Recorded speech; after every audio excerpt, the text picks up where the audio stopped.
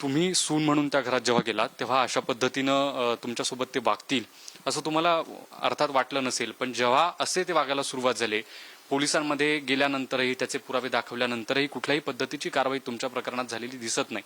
अद्यापही त्या सगळ्या प्रकरणात काही दिवस 7-8 दिवस ते फरार झाले आणि पुन्हा वावरत होते. त्यानंतर तुम्हाला कधी भीती वाटली नाही की आपण पोलिसांपर्यंत जातोय पण तरीही कुठल्याच पद्धतीची कारवाई होत नाही?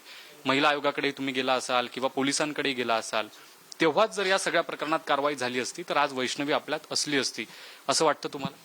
हो, नक्कीच. जर माझ्या वेळेस जर हे प्रकरण दबलं गेलं नसतं तर नक्कीच आज वैष्णवी आपल्या सगळ्यांमध्ये असती. आम्हाला म्हणजे माझं जे प्रकरण बाहेर आलं असतं तर ते नक्कीच झालं असतं.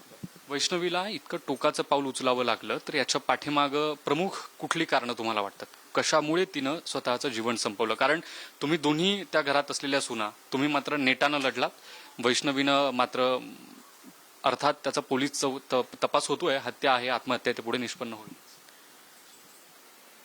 काय फरक जाणवतो तुम्हाला? त्यांनी स्वतःचं जीवन संपवलं, तुम्ही नेटानं लढलात, तर काय कारण वाटतात वैष्णवीनं अशा पद्धतीने तिचा अंत होणं?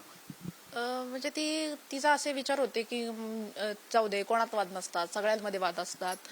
ऍटलिस्ट बाकी कोणी नाही पण माझा नवरा तरी माझा झाला पाहिजे, त्यांनी माझं ऐकलं पाहिजे, नाही का, मला नीट वागणूक दिले पाहिजे. आणि त्यासाठी तिचे प्रयत्नही चालू होते की जाऊ दे, तो आज ना उद्या सुधरेल, जाऊ दे, तो आज ना उद्या सुधरेल. पण तो काही सुधारला नाही म्हणून कदाचित तिने हे पाऊल उचललं असेल.